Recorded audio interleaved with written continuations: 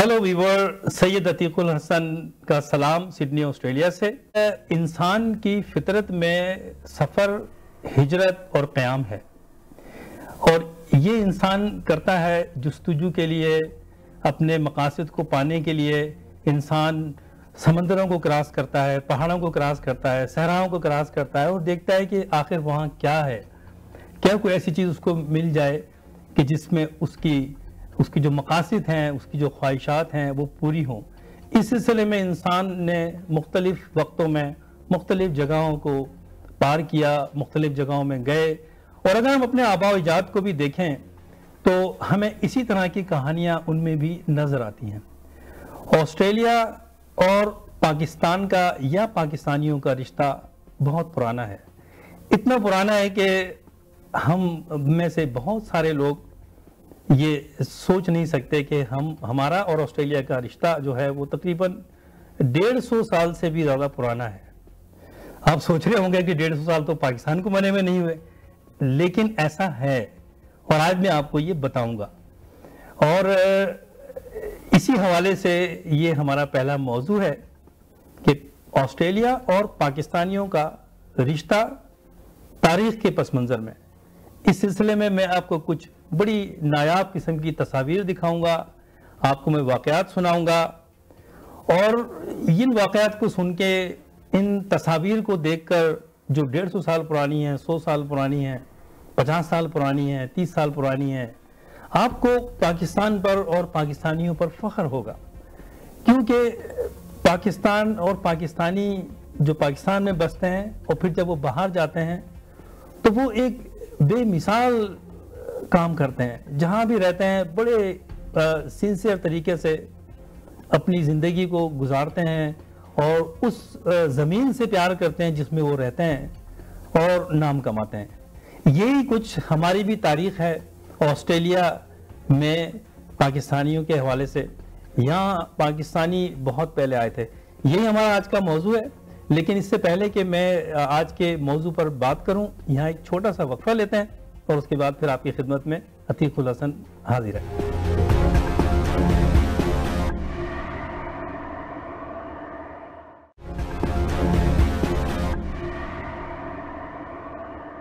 Hello Weaver, Syed अतीकुल Hasan हाजिर है वक्फे के बाद। वक्फे में हमारे प्रोड्यूसर ने कहा कि आपने 2-3 दफ़ा सामीन कहा है, नाजरीन नहीं कहा है।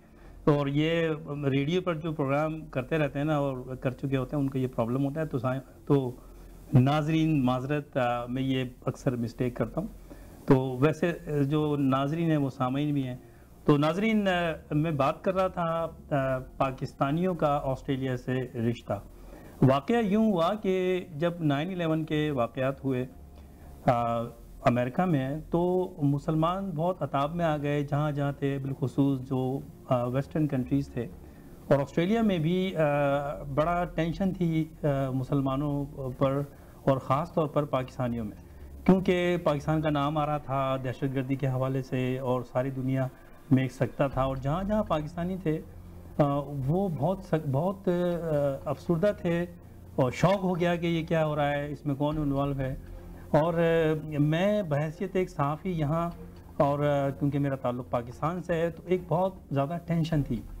और फिर ये मैं सोच रहा था कि किस तरह से मैं कुछ ऐसे चीज़ें ढूंढूं जिससे कम से कम मैं ये कुछ काउंटर करूं कि भाई पाकिस्तानियों का जो रिश्ता है ऑस्ट्रेलिया से वो बहुत पुरअमन है और हमने यहाँ आके ऑस्ट्रेलिया की तरक्की में हमने कुछ कंट्रीब्यूट किया है। तो वो मैं सोच रहा था ज़हनी तौर पर, और मैं कुछ रिसर्च भी कर रहा था। और फिर मैं अपने अखबार के लिए एक आर्टिकल लिख रहा था, द मुस्लिम्स इन ऑस्ट्रेलिया। और ये एक तरीका होता है सहाफ़त में कि आप जो चीज़ें हो रही हैं उनको एक्सप्लॉइट ना करें, उनको मैनिपुलेट ना करें, बल्कि उसको काउंटर करने के लिए और हक़ाइक़ लेके आएँ, ताकि लोगों को ये पता चले कि अगर एक जगह कोई चीज़ किसी ने सही नहीं की है तो उन्हीं लोगों ने बहुत सारी अच्छी चीज़ें भी की हैं। तो इन जर्नल इस किस्म के लोग ये नहीं हैं। तो फिर अल्लाह का करना ऐसा हुआ कि मेरे सामने एक मैं बुक पढ़ रहा था, the mosque and the gun towns. ये बुक जो है वो क्रिस्टीन स्टीवंस की लिखी हुई थी। और 1979 में 1989 में ये बुक उन्होंने रिलीज़ की। जब मैं वो किताब देख रहा था तो उसमें मुझे एक तस्वीर नज़र आई, और वो आप को हमारे प्रोड्यूसर साहब जो है वो स्क्रीन पर भी दिखाएंगे। जब मैंने वो तस्वीर देखी तो उसके नीचे लिखा हुआ था अफ़गान कैमिलियर, लेकिन जो उसकी मैंने आउटफिट देखी तो मुझे लगा ये तो अफ़गानी नहीं है, ये तो बलोच ड्रेस है, ये बलोची है ये शक्ल सूरत से, क्योंकि हम अपने सूबे के तमाम सूबों के पाकिस्तान के लोगों को पहचानते हैं। एनीवे, फिर मैंने पढ़ना शुरू किया तो मुझे ये पता चला कि वो लोग जो यहाँ शुरू में लाए गए थे ऑस्ट्रेलिया के डेवलपमेंट के लिए, जो इनलैंड एरियाज़ थे, रिमोट एरियाज़ थे, वहाँ पर रेलवे ट्रैक्स बनाने के लिए, नहरें बनाने के लिए, रोड बनाने के लिए, डेजर्ट्स में और बहुत इनलैंड में, तो उनको मज़दूरों की ज़रूरत थी, ट्रांसपोर्टेशन की ज़रूरत थी। तो जिन लोगों को लेकर आया गया था वो उन इलाकों से आए थे जो अब पाकिस्तान है। उसमें बेशक अफ़गानिस्तान से भी लोग आए थे और अफ़गानिस्तान और पाकिस्तान के बॉर्डर से भी कुछ लोग आए थे, लेकिन उसमें एक बहुत बड़ी तादाद थी जो बलोच और सिंध से और पंजाब से आए थे उस वक्त सब कॉन्टिनेंट में, और वो फिर आज पाकिस्तान है। तो मुझे बड़ी खुशी हुई, मैंने कहा चलें ये हमारा रिश्ता बनता है, क्योंकि आज वो लोग जिस इलाकों से आए थे वो आज पाकिस्तान है। तो मैंने और रिसर्च की और इरादा मेरा वो आर्टिकल लिखने का था, लेकिन जब वो मैं उस पर मैं काम करने गया और मैंने उन लोगों के बारे में पता किया, और फिर मैंने ये तलाश किया कि क्या इन लोगों की जो फैमिलीज़ हैं, इनके जो बाकी जो जनरेशन्स हैं, और अब ओबियसली काफ़ी तीसरी चौथी जनरेशन होंगी, उनको तलाश किया जाए। तो इस काम में मुझे 2 साल लगे और मैंने कुछ ट्रैवलिंग की, फिर सिडनी से बाहर निकल के ब्रिस्बेन में, क्वींसलैंड में, पर्थ में और जगहों पर मैं गया, और फिर लाइब्रेरीज़ में, और बड़ी एक मज़ा आया मुझे, जस्तुजू थी, और आई वॉज फीलिंग प्राउड कि मैं बहुत ही ऐसी चीज़ें लेकर आ रहा हूँ जिसका कुछ पता नहीं था। सामईन देखें, यहाँ में एक और चीज़ मेरे जहन में आ रही है कि ये बहुत ज़रूरी होता है किसी भी माशरे में, एक कम्युनिटी के लिए, एक सोसाइटी के लिए, एक कबीले के लिए, कि वो अपनी पहचान बरकरार रखे। क्योंकि जब इंसान बड़ा होता है तो एक स्टेज में वो अपनी शनाख्त तैयार कर ढूंढता है। अगर उसको अपनी शनाख्त का ना पता हो, उसके अपने बैकग्राउंड का पता ना हो, उसके अपने कल्चर का पता ना हो, मज़हब का पता ना हो, अपनी आबाई ज़बान का पता ना हो, इलाके का पता ना हो, तो उसकी तलाश में रहता है। ये इंसान की फितरत है। तो हमें ये चाहिए हमारी अगली जनरेशन्स के लिए कि हम अपनी जो आइडेंटिटी है उसको हम प्रिजर्व करें, उसको हम ट्रांसफ़र करें अपनी आने वाली जनरेशन के लिए। और ओबियसली कि हम ये उस तौर कर सकते हैं कि अगर हम इसको डॉक्यूमेंट करें, चीज़ों को, हम अपने इवेंट्स को डॉक्यूमेंट्स करें, हम अपनी रिवायात को डॉक्यूमेंट्स करें, हम अपनी मजहबी रसूमात को डॉक्यूमेंट करें, ताकि वो महफूज हो जाएं हमारी अगली नस्ल के लिए। तो एनीवे, फिर मैंने जब ये रिसर्च की तो मुझे पता चला कि यहाँ पर मुख्तलिफ दौर में पाकिस्तान से, और मैं पाकिस्तान जब कह रहा हूँ तो आप मैं 1947 से पहले उन इलाकों की बात कर रहा हूँ, जैसे मैंने कहा एक दफ़ा और मैं बता दूँ आपको, जो सिंध, बलूचिस्तान और जो आज खैबर पख्तूनख्वा है, जो पहले NWFP कहलाता था, और पंजाब जो हमारा वेस्ट पंजाब है पाकिस्तान का, उन पे मेरा फोकस था। तो उसमें फिर मैंने देखा कि, और मैंने फिर अपने हिसाब से वो मैं जब लिखता गया तो वो एक किताब की शक्ल इख्तियार कर गई, क्योंकि वो 200-300 सफ़े हो गए। तो मैंने आज आपके लिए ख़ास तौर पे, और वो मेरी रिसर्च थी, और आज मैंने कहा चलें वहाँ से शुरू करते हैं, हम अपनी तारीख़ से शुरू करते हैं इस पहले प्रोग्राम को उड़ान TV के लिए।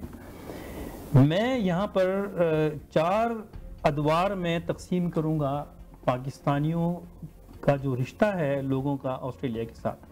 पहला स्टेज जो मैं समझता हूँ वो 1860 से 1900 का है, जब यहाँ पर कैमिलियर्स, ऊँट जो चरवाहे होते हैं, ऊँट की जो लुक आफ्टर करते हैं वो लोग, जिन्हें कैमिलियर कहते हैं इंग्लिश में, उनको और कैमल्स को वो लेके आए थे, यहाँ पर आए थे। और ये 1860 का सिलसिला शुरू हुआ और फिर 1900 और 1920 और 30 तक जारी रहा। दूसरा सिलसिला फिर शुरू होता है जब ऑस्ट्रेलिया में वाइट ऑस्ट्रेलिया पॉलिसी इम्प्लीमेंट हुई, गोरों ने वाइट ऑस्ट्रेलिया इम्प्लीमेंट की 1901 में।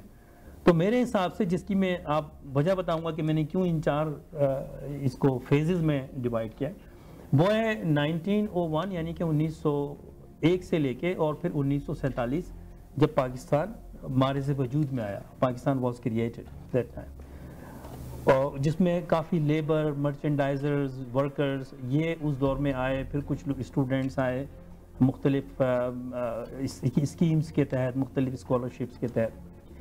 और फिर तीसरा जो फेज़ है मेरे हिसाब से वो है 1947 से 1972 का। उस दौर में फिर स्टूडेंट्स और प्रोफेशनल्स, कुछ यहाँ पर लेक्चरर्स कॉलेजेस के लिए, प्रोफेसर्स, डॉक्टर्स, ये लोग आए, और स्टूडेंट्स यूनिवर्सिटीज़ लेवल के स्टूडेंट स्कॉलरशिप्स पे आए under Commonwealth scholarship and Colombo plan के तहत। और उसके बाद 1973 में फिर वो जो वाइट ऑस्ट्रेलिया पॉलिसी थी, जिसमें कि सिर्फ वाइट जो ऑस्ट्रेलियंस, एंग्लो सैक्सन ऑस्ट्रेलियन थे, उनके पास ही राइट्स थे यहाँ परमानेंट रेजिडेंसी के और सिटीजनशिप के, बाकी लोगों के नहीं थे, वो पॉलिसी फिर ख़त्म की गई और ऑस्ट्रेलिया को ओपन किया गया दुनिया के लिए। और फिर वो कानून ख़त्म हुआ और 1973 में ऑस्ट्रेलिया एक नए चेहरे के साथ दुनिया के सामने आया और वाइट ऑस्ट्रेलिया पॉलिसी एबॉलिश की गई। ऑस्ट्रेलिया में जो भी लोग यहाँ रहते थे वो और जो यहाँ के वाइट सेक्शन, जो एंग्लो सेक्शन ऑस्ट्रेलियन थे, गोरे जिसे हम कहते हैं हम लफ्ज़ों में, उनमें कोई तफरीक जो है जो थी वो ख़त्म की गई, सबको इक्वली राइट्स दिए गए। वहाँ से फिर दूसरे शोबों से ताल्लुक़ रखने वाले लोग भी वो भी आना शुरू हुए, जिसमें स्टूडेंट्स भी थे, प्रोफेशनल्स भी थे, बिजनेस ओनर्स भी थे और फैमिली रिलेटिव्स भी थे। और तो चलते हैं फिर पहले फेज़ की तरफ 1960 में। अच्छा, 1840 से और 1870 के दौरान यहाँ पर उस वक्त ब्रिटिश की कॉलोनी थी ऑस्ट्रेलिया, और गोरे आ रहे थे बरतानिया से और उनके साइड के जो और कंट्री से वहाँ से, और यहाँ पर वो इस ऑस्ट्रेलिया को डेवलप कर रहे थे। अब जो इनलैंड जगहें थीं जिसमें डेजर्ट्स थे ज़्यादा यहाँ पर, अगर हम साउथ ऑस्ट्रेलिया की बात करें, वेस्टर्न ऑस्ट्रेलिया की बात करें, तो उनको डेवलप करने के लिए ट्रांसपोर्टेशन का बड़ा मसला था। और जो यहाँ पर ट्रांसपोर्टेशन घोड़ों के ज़रिए और बैलगाड़ियों के ज़रिए, जैसे हिंदुस्तान में पुरानी अगर आपने मूवीज़ देखी हों या पाकिस्तान में देखी हों, तो बैलगाड़ी जो है, बल्कि अभी भी गाँवों में चले जाएं तो बैलगाड़ी जो है वो एक ट्रांसपोर्टेशन की ज़रिया है। बैल लगे होते हैं 2 और उसमें गाड़ी होती है। नई नस्ल ने देखे होंगे, और अगर नहीं देखे तो फिल्मों में ज़रूर देखे होंगे पुरानी। तो आज भी ट्रांसपोर्टेशन के लिए जानवरों को इस्तेमाल किया जाता है दुनिया में, जो भी गाँव में ख़ासकर होता है जहाँ पर के व्हीकल्स नहीं होती। तो उस वक्त जो है ये फिर वहाँ पर जब घोड़ों को इस्तेमाल किया गया तो डेजर्ट में घोड़े सर्वाइव नहीं कर सके, वो मर गए। तो फिर उन्होंने कहा कि उन्होंने सोचा कि ऊँट लेकर आए यहाँ पर, और ऊँट के लाने के लिए जो उनके जहन में जगह आई उस वक्त, जो यहाँ पर रूलर्स थे और कॉन्ट्रैक्टर्स थे जो काम कर रहे थे, वो थी अफ़गानिस्तान और पाकिस्तान जो अब है उसके बॉर्डर के पास वहाँ पर, क्योंकि वहाँ पर कई एक्स आर्मी ऑफिसर्स थे उस वक्त के जो कॉन्ट्रैक्टर्स थे और ये बिल्डिंग का काम कर रहे थे, कंस्ट्रक्शंस का। तो उनमें से 1859 में एक कंपनी थी बर्क एंड विल्स, और बर्क एंड विल एक्सपीडिशंस। इन्होंने, एक विक्टोरियन आर्मी ऑफिसर था जो अफगान और ब्रिटिश वॉर उसने लड़ी थी अफगानिस्तान में, उसको कहा कि आप ऊँट हमें चाहिए, वहाँ से आप लेके आ सकते हैं। तो उन्होंने खैर इंगेज किया, उसका नाम था जॉर्ज जेम्स लैंडल्स जो है वो ये विक्टोरिया का रहने वाला था, ex army officer.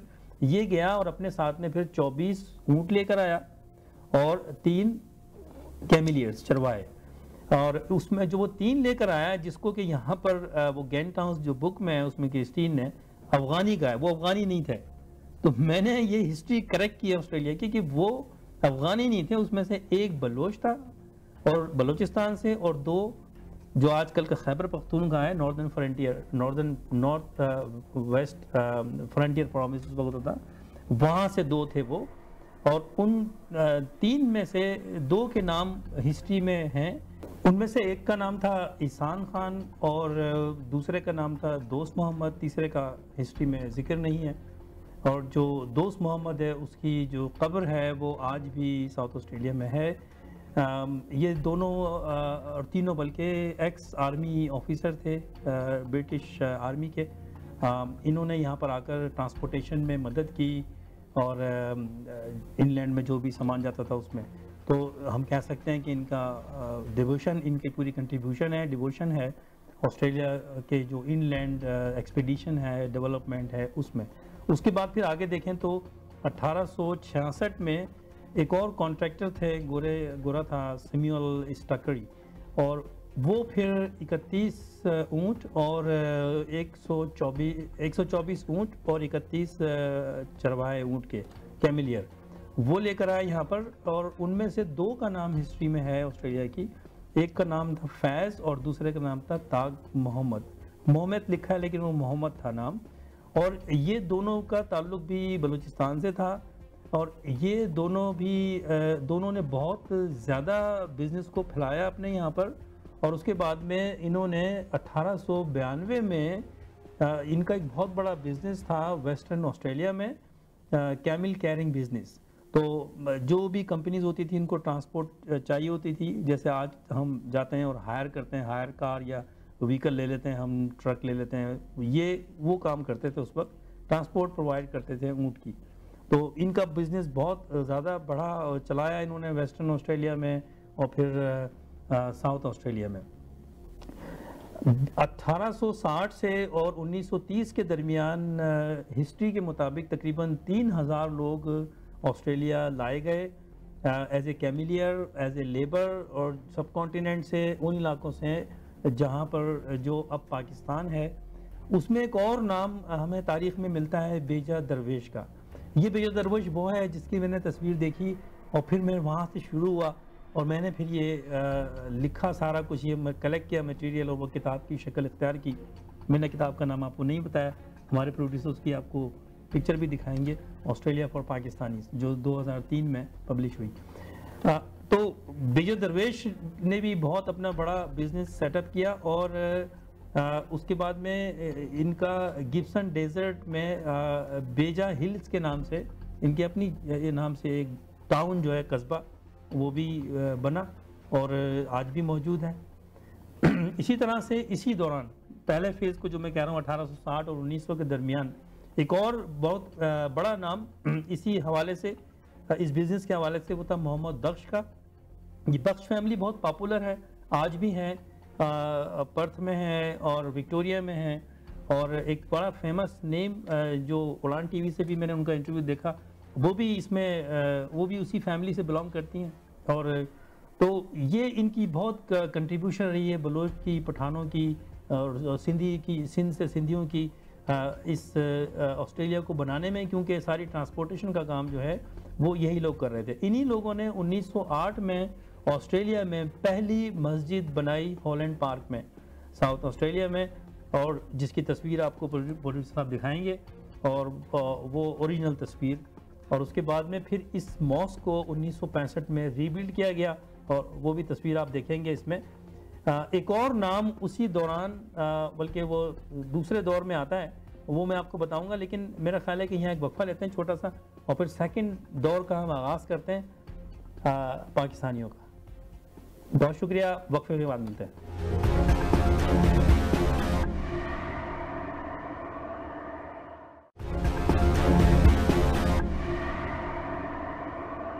Hello viewer, Syed अतीकुल Hasan वक्फे के बाद हाजिर है। हम बात कर रहे हैं पाकिस्तानियों की जो आज से 100-150 साल पहले यहाँ आना शुरू है और किस तरह से उन्होंने ऑस्ट्रेलिया की तरक्की में अपना पार्ट अदा किया। और हम पहुँचे हैं अभी 1900 तक और अब आगे चलते हैं। और सेकंड फेज़ में 1901 से और 1947 के दरमियान यहाँ पर बहुत सारे लेबर, हॉकर्स, वर्कर्स, मर्चेंडाइज़र आना शुरू हुए और ज़्यादातर लोग ये हिंदुस्तान से, उस वक्त सब कॉन्टिनेंट था, हिंदुस्तान था, हिंदुस्तान से ये लोग जाते थे हांगकांग और हांगकांग से फिर शिप में बैठकर यहाँ आते थे और जिसमें बहुत ज़्यादा सामान लेके आते थे ये लोग, होजरी का सामान, दरियों का सामान, चटाइयाँ, इस तरह की चीज़ें, ये शुरू हुई लाना। उन्हीं में बहुत सारी स्टोरियां हैं जो मेरी किताब में हैं, लेकिन 2 स्टोरियां यहाँ मैं आपसे शेयर करना चाहता हूँ, फिर हम अगले फेज़ में जाएंगे और टाइम भी हमारे पास लिमिटेड है। एक साहब से मेरी सिडनी में मुलाकात हुई और वो उस वक्त, अब अल्लाह उनको जन्नत नसीब करे, उनकी वफ़ात हो गई, लेकिन जब मैं पहली दफ़ा उनसे मिला तो वो तकरीबन कोई 70 बरस की उम्र थी उनकी, लेकिन बड़े सूट बूट में और टाई लगाए हुए और हैट लगाया हुआ, बड़ा पुराने स्टाइल का, और पाकिस्तानी फंक्शन में मुलाकात हुई। जब मैंने उनसे बात की उर्दू में, तो उन्होंने मुझे बड़े टिपिकल ओजी स्टाइल में इंग्लिश में उन्होंने कहा, hello sir, how are you today. तो मैं, वो ज़ाहिर है ज़ईफ़ आदमी थे, तो मैं शॉक हो गया क्योंकि यू एक्सपेक्ट नहीं करते आप। तो मैंने कहा thank you, how are you, good day. तो जब गुड डे कहा तो मैंने कहा कि आप कितने अरसे से हैं यहाँ पर? तो उन्होंने कहा मैं यहाँ पर 1936 से। एंड आई वाज शॉक्ड, 1900, मैंने कहा 36 से, पाकिस्तान से पहले से? कहेंगे हाँ। तो मैंने कहा आप कितने बड़े थे उस वक्त? कहेंगे मैं उस वक्त 10 साल का था। तो मैंने कहा 10 साल के आप कैसे आए थे यहाँ? कहते मैं अपने फादर के साथ आया था, और उस वक्त वाइट ऑस्ट्रेलिया पॉलिसी थी और यहाँ पर औरतों को ला नहीं सकते थे, सिर्फ आदमी आ सकते थे। और मेरे फादर मुझसे बहुत प्यार करते थे, और उनके फादर का नाम था मोहम्मद औलिया, इनका नाम था हनीफ, मोहम्मद हनीफ। और ये यहीं रहते थे, उनकी फैमिली भी यहीं है सिडनी में। फिर मैंने कहा मुझे बताइए, तो मैं उनके पास फिर जाता था और मैंने पूरी उनकी एक हिस्ट्री, एक चैप्टर पूरा मैंने अपनी किताब में लिखा। अमेजिंग उनकी लाइफ थी। 10 साल का बच्चा, पहला बच्चा था अपनी एज का उस पूरे टाउन में, हिंदुस्तानी पाकिस्तानी कह लें आप, कोई नहीं था। और फिर एक गोरी ने उनको, उसकी परवरिश की, उसको स्कूल लेके गई। आप प्रोड्यूसर साहब हमारे उसकी तस्वीर दिखाएंगे, उनके बचपन की स्कूल की तस्वीर है। और वो 10 साल की उम्र में ये किनायबा एक जगह है, वहाँ पर पब्लिक स्कूल, किनायबा पब्लिक स्कूल में 1936 की तस्वीर है उनकी ये। तो वो यहाँ पर फिर पाकिस्तान बन गया, तो वो चले गए पाकिस्तान। उसके बाद जब वापस आए तो फिर उनको प्रॉब्लम हुआ, क्योंकि उनके पास पासपोर्ट पहले ब्रिटिश था, और फिर बड़ी मुश्किल से उन्होंने केस किया और फिर वापस आया और यहाँ सिटीजनशिप उनको मिली। 1956 में उन्होंने फिर आने की कोशिश की। एनीवे, लंबी कहानी है उनकी। और 1988 में 1988 में वो पर वापस आए। उनकी फैमिली आज यहाँ काफ़ी बहुत फैमिली, उनके बच्चे सारे यहीं पर ही हैं, और काफ़ी उनकी कंट्रीब्यूशन रही। उन्होंने अपनी भी यहाँ बहुत कंट्रीब्यूशन की ऑस्ट्रेलिया में। इसी तरह से एक और फैमिली है, डीन फैमिली, और जो मशहूर डीन ट्रांसपोर्ट है यहाँ पर ऑस्ट्रेलिया की, एक नेशनल कंपनी है, मल्टी बिलियन डॉलर कंपनी है। ये डीन जो है, इनका जो पहले जो शख्स थे वो थे फजल दीन, जो 1922 में यहाँ आए थे।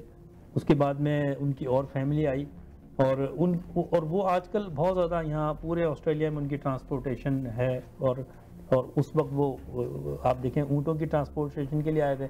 आज उनके यहाँ पर एक जो ये बड़े बड़े कंटेनर्स होते हैं, ट्रांसपोर्ट होते हैं, इंटर स्टेट सर्विस है उनकी। मैं उनके एक किसी साहब से मिला, और वो अनफॉर्चुनेटली वो लोग चेंज हो गए बिल्कुल, उनका मज़हब भी चेंज हो गया। They are Australian now, they are no more Muslim. तो मैंने फिर एक साहब से उनका एक लेकर फ़ोन किया, उनका एड्रेस लेकर एक साहब से। तो फिर उसने मुझे बात की, उसने कहा कि yes, my forefathers were from India and then some of them moved to Pakistan when Pakistan created, they were Muslim, prominent Muslim। तो उस वक्त मुझे एहसास हुआ कि अपना कल्चर, अपना ज़बान, अपने मज़हब को प्रिजर्व करना और ट्रांसफ़र करना अपने बच्चों को कितना ज़रूरी है। वरना अगली जनरेशन जो होती है, अगली नस्ल जो होती है, वो ना सिर्फ अपनी ज़बान खोती है, ना सिर्फ अपना कल्चर खोती है, वो अपना मज़हब भी खो देती है। तो ये आज हमारी ज़िम्मेदारी है कि हम उन चीज़ों को रिकॉर्ड करें अपनी आइंदा नस्लों के लिए। तो 1947 का सफ़र है ये। और उसके बाद में फिर पाकिस्तान बन गया। 1947 में पाकिस्तान के क़याम के बाद यहाँ पर हाई कमीशन बना, और पहला पाकिस्तान का हाई कमीशन जो बना वो 1948 में बना, सिडनी में मौसमन में इसका एक ऑफिस बनाया गया। और पाकिस्तान में एक बहुत ही स्ट्रॉन्ग फैमिली है, हारून फैमिली, जो डॉन जिनका है अखबार और मीडिया हाउस है, तो उन्हीं की फैमिली कहते हैं यूसुफ हारून। और इनकी एक और हारून है, अभी अब्दुल्ला हारून है शायद, जो आजकल यूएनओ में भी थे, अभी पाकिस्तान के सफ़ीर। तो पहले जो पाकिस्तान के सफ़ीर थे ऑस्ट्रेलिया में 1948 में, वो यूसुफ हारून थे। तो उनकी भी तस्वीर है, आप देखेंगे इसमें। और मौसमन से फिर ये मूव हो गए पीटी स्ट्रीट पर, सिडनी में ऑफिस मूव हुआ और वहाँ पर पूरा पाकिस्तान से स्टाफ आया और उन्हीं स्टाफ में मैं फिर एक फैमिली से मिला और यहाँ पर बहुत एक्टिव थे वो, हफीफ साहब। हफीफ साहब की फैमिली बहुत मशहूर है, मौसमन में रहती है उनकी फैमिली, कुछ और दूसरे जगहों पे रहते हैं। हफीफ साहब सबसे पहले यहाँ आए थे, वो सेक्शन ऑफिसर थे कमीशन में, पाकिस्तान हाई कमीशन में, और फिर उन्होंने सिडनी में जो सरेहिल मॉस्क है उसके वो फाउंडर में से हैं, उन्होंने बनाए और उन्होंने काफ़ी मेहनत की और बहुत ही वो मजहबी थे, इस्लाम के लिए उन्होंने बहुत काम किया, मस्जिद की बुनियाद रखी, यहाँ पर बाकायदगी से वो प्रोग्राम करवाते थे, बाकायदगी से यहाँ पाकिस्तान डे मनाया जाता था। नए लोग सोचते हैं शायद कि जो अभी आए 10-15 साल में कि ये लोग चीज़ें शुरू कर रहे हैं, लेकिन मैं आपको बताऊं 30 साल से तो मैं भी ये चीज़ें शुरू कर रहा हूँ और बहुत सी चीज़ें मैंने शुरू करके किसी वजह से बंद भी कर दी हैं, लेकिन अब नस्ल जो नई आई हुई है 10-15 साल की पौध, वो समझते हैं कि वो ये चीज़ें शुरू कर रहे हैं। उसकी वजह ये है कि हम पुराने लोगों को सपोर्ट नहीं करते, सीनियर्स का हम बात तो करते हैं कि भाई अपने सीनियर्स की इज्जत करनी चाहिए, जमा खर्च ज़बानी नहीं होना चाहिए, प्रैक्टिकली होना चाहिए। एनीवे स्कीम और कोलंबो प्लान जो था उसके तहत यहाँ पर स्कॉलरशिप्स के ऊपर और लोग आए यहाँ पर प्रोफेशनल्स, इसमें स्कॉलरशिप में जो PhD स्टूडेंट्स थे वो यहाँ पर आए और डीन फजल दीन जिनका मैंने जिक्र किया वो बड़े एक्टिव थे, उन्होंने बहुत सपोर्ट किया नए आने वाले लोगों को जिसमें प्रोफेशनल थे और फिर बहुत सारे लोग उसमें से यहाँ रुक गए जो कोलंबो प्लान के तहत आए थे 1950 में। उस वक्त एम्बेसी ने बहुत सपोर्ट किया था उनको और बड़ा अच्छा काम किया। यूसुफ हारून साहब, he was very learned man और वो बड़ा उन्होंने काम किया, वो कोई दिखावा नहीं कुछ नहीं, आजकल के डिप्लोमेट की तरह नहीं, लेकिन ये कि वो उन्होंने फिर बड़ी काम किया यहाँ पर और ना सिर्फ के कमीशन का काम किया बल्कि उन्होंने यहाँ पाकिस्तान कम्युनिटी को बनाने में, कम्युनिटी को फैलाने में, मस्जिदें बनाने में, प्रोग्राम कराने में, पाकिस्तान डे का प्रोग्राम भी कमीशन करवाता था, इस तरह के प्रोग्राम उन्होंने बहुत ज़्यादा किए। तो ये 1947 तक था। अब मैं 1947 यानी कि पाकिस्तान बनने के बाद से 1972 तक जाऊंगा, जब 1972 के बाद पाकिस्तान जब ये वाइट ऑस्ट्रेलिया पॉलिसी जो है वो ख़त्म हुई। तो यहाँ पर मैं फिर लेता हूँ एक छोटा सा ब्रेक और ब्रेक के बाद जब वापस आएंगे तो हम बात करेंगे 1947 से 1972 की और उसके बाद फिर 1973 से और आगे की। छोटा सा ब्रेक लेते हैं, साथ रहिएगा।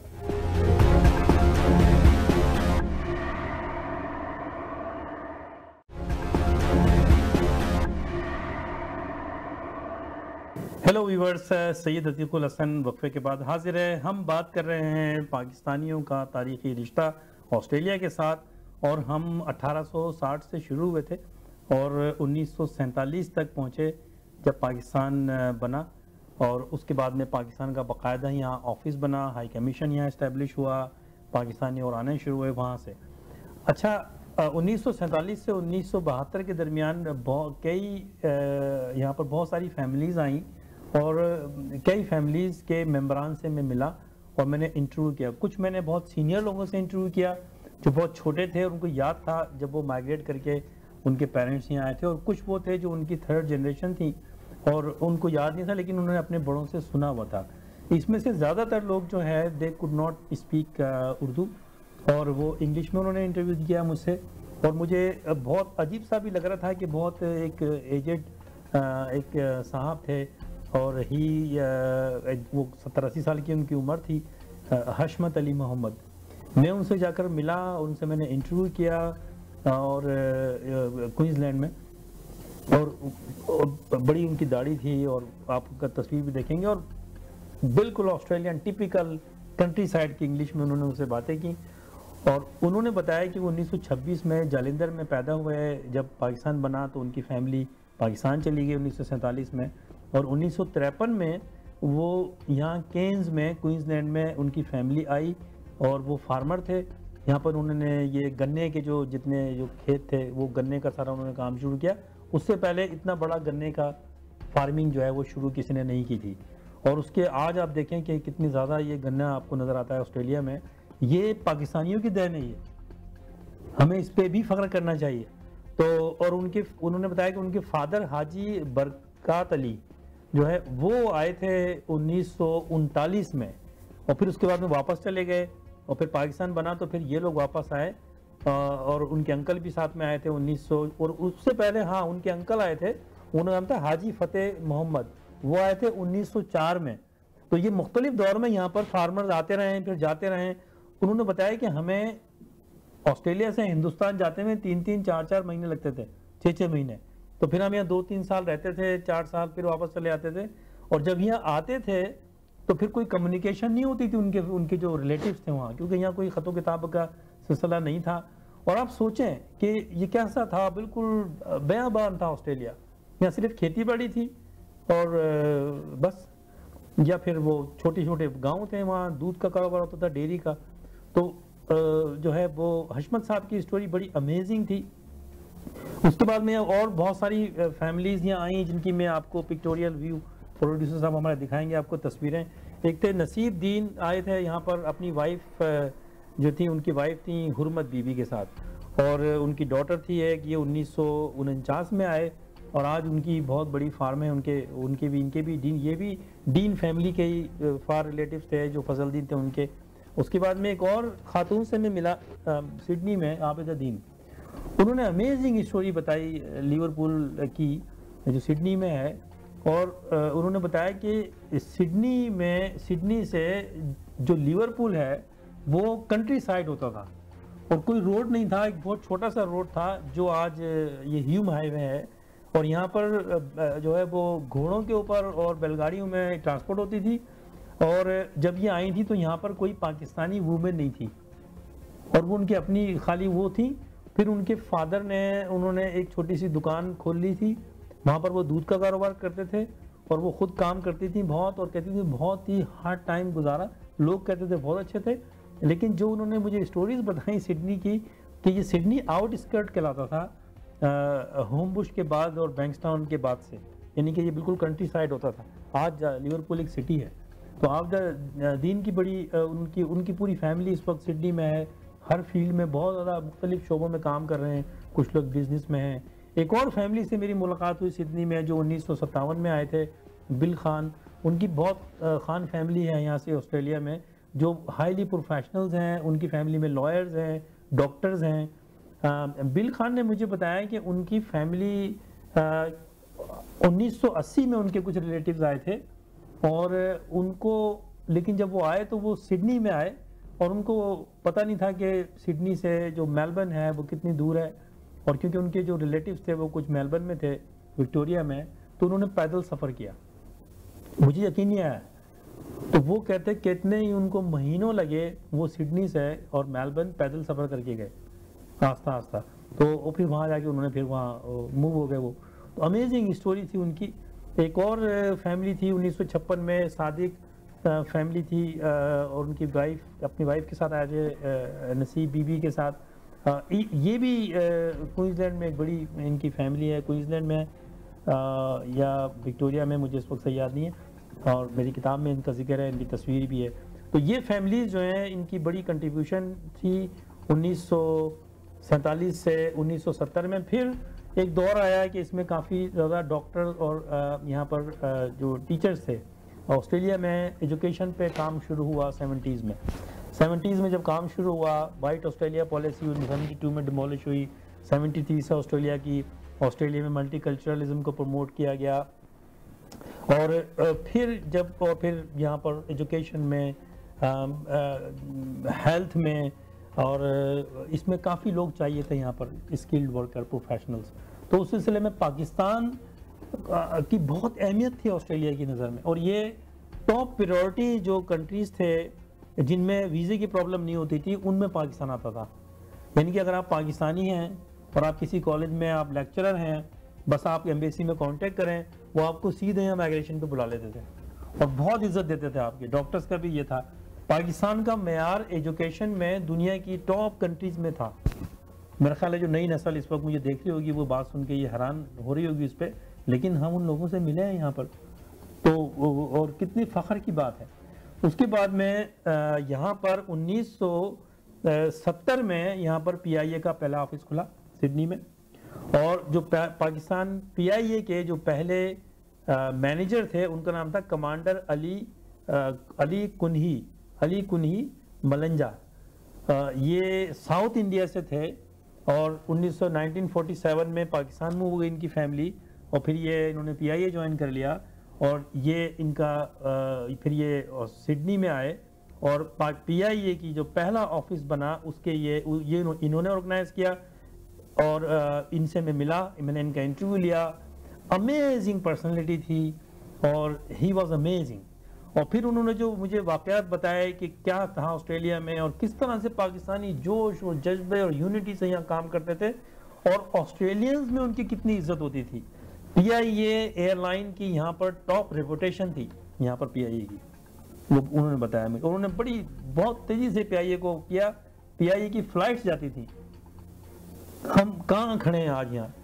और उसके बाद में फिर इन्होंने बताया कि इन्होंने सबसे पहले पाकिस्तान एसोसिएशन की बुनियाद रखी।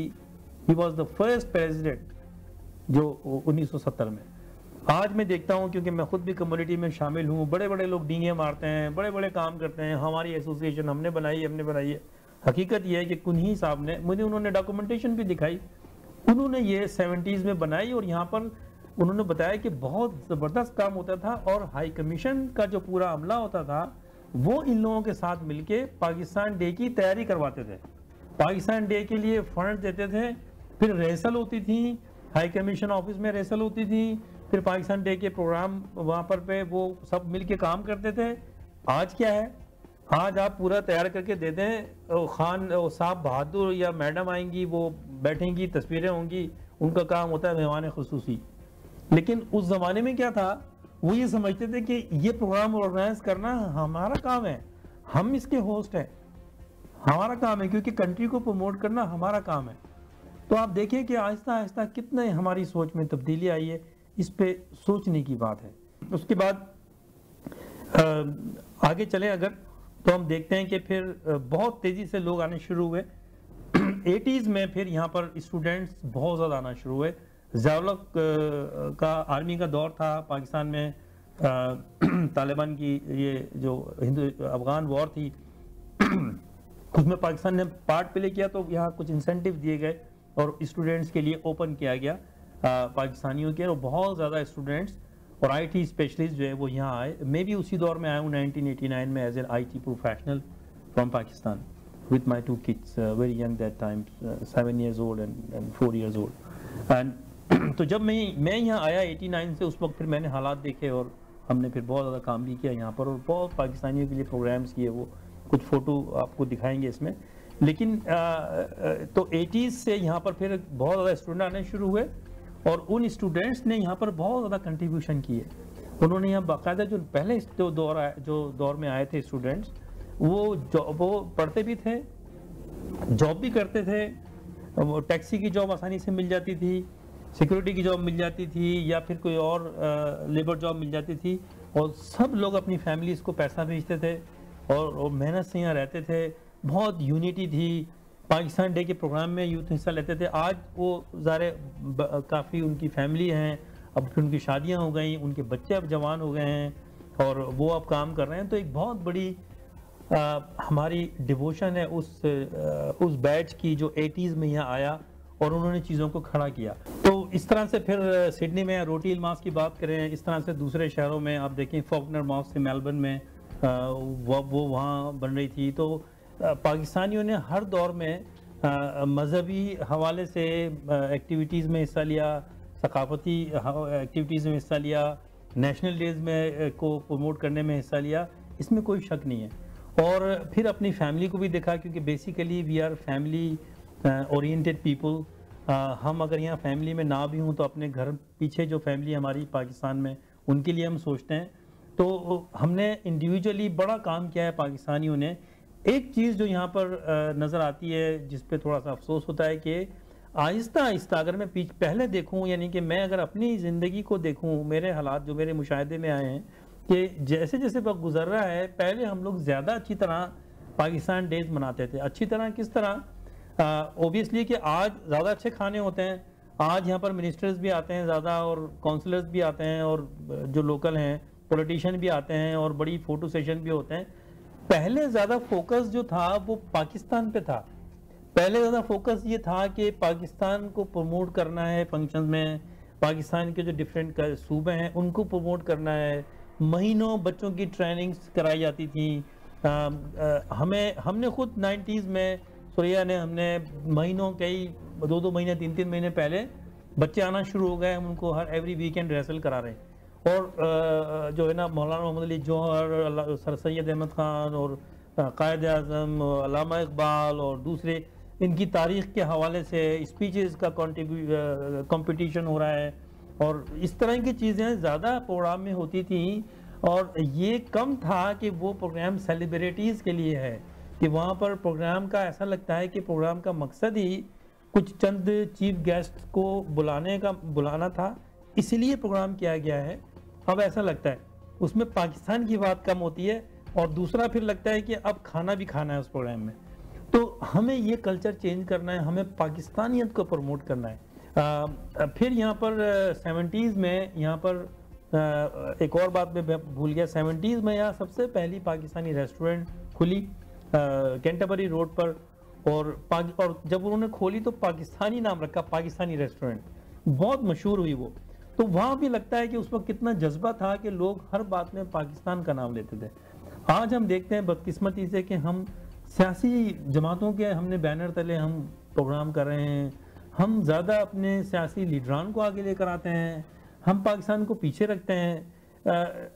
ये चीज़ें जो हैं हमें बदलनी है। और जो पुराने लोग हैं उनके पास जाएं। मैं नई नस्ल से कहता हूं जो प्रोग्राम कर रहे हैं, ढूंढें। मैंने आपको हिंट दे दिए, हमारे जैसे लोग मौजूद हैं, आप मुझसे कांटेक्ट करें। देखिए, पुराने लोगों को कुछ नहीं चाहिए, वो आपके एहसासें हैं, उनके जहनों में चीज़ें हैं, उन्होंने अपनी नज़रों से देखी हैं और अपने दिमाग में वो चीज़ें सेव की हुई हैं। उनको पूछें, उनको साथ मिलाएं। मेलबर्न में परेड होती थी बड़ी ज़बरदस्त 80s में पाकिस्तान की, जो एक, और फिर जो नेशनल ये परेड्स होती थी मल्टीकल्चरल ऑस्ट्रेलिया में मुख्तलिफ शहरों में, उसमें पाकिस्तानी एसोसिएशनें बाकायदगी से हिस्सा लेती थी। तो ये हुआ 70s और 80s के दरमियान। जैसे मैंने कहा कि फॉकनर मॉक्स बनी, कैमरा मॉक्स बनी, गोल्ड कोस्ट में मॉक्स बनी, फिर ये सरेहिल और बड़ी हो गई। तो ये भी जो है वो आप देखिएगा पिक्चर्स इनकी जो ओरिजिनल जब ये बनी थी उस वक्त की तस्वीरें हैं। और फिर उसके बाद में और आगे जाएं अगर 90s में, तो यहाँ पर चैम्बर ऑफ कॉमर्स लोगों ने एसोसिएशंस ऑर्गेनाइज करना शुरू की। आज कई शहरों में हैं Australian Pakistan chamber of commerce. Business में लोग बहुत आना शुरू हो गए। जो लोग इंडिविजुअल प्रोफेशनल थे या नॉन स्किल वर्कर थे या स्टूडेंट थे, उन्होंने बिजनेसेस शुरू किए। और आज आप देखें, अल्लाह का शुक्र है कि बड़े बड़े बिजनेसेस हैं पाकिस्तानियों के। यहाँ पर रिलीजियस की बात करें तो यहाँ पर 80s में शुरू हुए ये मिलाद और ये कुरान खानी, बड़े पैमाने पे मिलाद की महफिलें बाकायदगी से रबीउल अव्वल मनाना। और यहाँ पर सुरैया ने, जो मेरे इस वक्त सामने पीछे भी काम कर रही, उन्होंने शुरू किया ख़वातीन का 20 साल पहले मिलाद की महफिल, और अभी ये 2 दिन पहले महफिल थी। तो ये काम बहुत यहाँ पर रिलीजियस अच्छा काम हुआ, बहुत ज़बरदस्त काम किया पाकिस्तानियों ने। आज देखें कितनी मस्जिदें पाकिस्तानी इसमें काम कर रहे हैं। तो नो डाउट अबाउट दैट कि इसमें पाकिस्तानियों ने बहुत काम किया रिलीजियस हवाले से भी। स्कूल आप देखें, कई स्कूल मस्जिदों ने खोले। रोटील मॉस्क थी, आज बड़ा स्कूल है इस्लामिक उनके साथ में। फिर यहाँ पर और फिर तंजीमें सामने आई, उनमें कुछ तो इस बुनियाद पे आई कि उन्होंने उन नए जज्बे से आए, नए प्रोग्राम के साथ आए। मैं सिडनी में ज़्यादा बात करूँगा, मैं सिडनी में रहा, हमने भी बनाई, हम बाकायदगी से प्रोग्राम करते थे। फिर यहाँ पर हम नई नई चीज़ें लेकर आए। एक नीलामगर का हवाले से हमने प्रोग्राम किए जिसमें लोगों को इनाम दिए। पाकिस्तान के क्विज़ कंपटीशन अब भी लोग कर रहे हैं इस्लामिक, लेकिन क्विज़ कंपटीशन पाकिस्तान के ऊपर, और वो फिर बड़े बड़ी कंपनी से स्पॉन्सर लेके लोगों को इनाम देना। यहाँ पर गुलाम फरीद साबरी कव्वाल आए 1998 में, और उनका शो एक एडिलेड में हुआ और एक उनका शो जो है वो ओपेरा हाउस में हुआ, और बहुत ज़बरदस्त शो हुआ। उसमें मैंने काफ़ी प्रमोट किया उस शो को, क्योंकि मैं उनके साथ जो ओपेरा में हुआ था उसमें मैं पार्ट था। और हमने 97 में हमने जब ट्रिब्यून इंटरनेशनल पहला मल्टीकल्चरल इंग्लिश न्यूज़पेपर शुरू किया, जो हमने पाकिस्तान ट्रिब्यून के नाम से शुरू किया था, पाकिस्तान की गोल्डन जुबली के ऊपर 1997, उसी दिन जिस दिन गोल्डन जुबली थी, फिर पाकिस्तान ट्रिब्यून, और फिर हमने ट्रिब्यून इंटरनेशनल मल्टीकल्चरल करके उसको बड़े उसमें ले गए हम लोग। तो वो काम हुआ। उसके बाद में यहाँ पर और फिर ईद के हवाले से चीज़ें शुरू हुई। यहाँ पर कोई पाकिस्तानियों के अपने पर्टिकुलर पाकिस्तानी बैकग्राउंड के कोई प्रोग्राम नहीं होते थे। अब मुझे क्योंकि यहाँ थोड़ा सा वो लगता है क्योंकि मैं उसमें इन्वॉल्व हूँ, और आज मकसद ये नहीं है कि मैं अपनी बातें करूँ यहाँ पर, लेकिन ये एक हकीकत है और इसमें एक एक्सेप्शन भी है। तो उस एक्सेप्शन को देखते हुए मैं ये बात बताना चाहता हूँ कि यहाँ पर फिर एक चांद रात के नाम से एक प्रोग्राम शुरू किया गया 1998 में हमने वो शुरू किया। और ज़्यादा मैं बात नहीं करूँगा क्योंकि अब चांद रात जो है वो अपनी नोयत का ऐसा प्रोग्राम है कि सब जानते हैं। लेकिन मैं बहैसियत पाकिस्तानी बात कर रहा हूँ यहाँ कि वो चांद रात जो है प्रोग्राम जो है जो 98 में 200-250 लोगों से शुरू हुआ, आज देखें वो 2017 में सिडनी, मेलबर्न, पर्थ में मनाया जाता है। उसमें 20,000 लोग सिडनी में आते हैं, 10 से 12,000 मेलबर्न में, 10,000 पर्थ में। और ये अब दुनिया की सबसे बड़ी चांद रात है जो 3 शहरों में एक साथ मनाई जाती है दुनिया की। ये पाकिस्तानियों का टैलेंट है जिसमें एक बहुत बड़ी टीम है हर शहर में। तो ये सारे पाकिस्तानियों का क्रेडिट है ये। तो आज देखें हम कहाँ से कहाँ चले हैं, हर फील्ड में हम लोग आगे जा रहे हैं। हमारे जो बच्चे हैं वो एक्सीलेंट काम कर रहे हैं, वो एक्सीलेंट डॉक्टर्स हैं, स्पेशलिस्ट डॉक्टर्स हैं, आईटी की टॉप फील्ड्स पर लगे हुए हैं और मीडिया में काम कर रहे हैं। ये सारे चीज़ें हैं। और अब इंटरनेशनल इवेंट्स की तरफ जा रहा है। और एक और प्रोग्राम हमारे ही प्लेटफॉर्म से लेकर आ रहे हैं, हलाल एक्सपो ऑस्ट्रेलिया इंटरनेशनल, इसके पीछे भी पाकिस्तानी है। अगला मौजू के साथ हाजिर होंगे नेक्स्ट प्रोग्राम में। इजाज़त दीजिए मुझे, अतीकुल हसन को और मेरे साथी जो हैं अली शमशाद को, सुरैया हसन को और लोगों को थैंक यू वेरी मच। उम्मीद है आप इंजॉय करेंगे। अपना फीडबैक देना ना भूलिए फेसबुक पेज पे, हमें उसकी ज़रूरत है, हमें व्यूअर्स की ज़रूरत है। हम ये प्रोग्राम आपके लिए कर रहे हैं और जो भी हमारे पास है वो हम आपको देंगे, जो भी मेरे पास है वो मैं आपको दूंगा। और कोशिश करेंगे इन सारे प्रोग्रामों का यही होगा कि पाकिस्तान जिंदाबाद। Thank you very much. Pakistan पाइंदाबाद।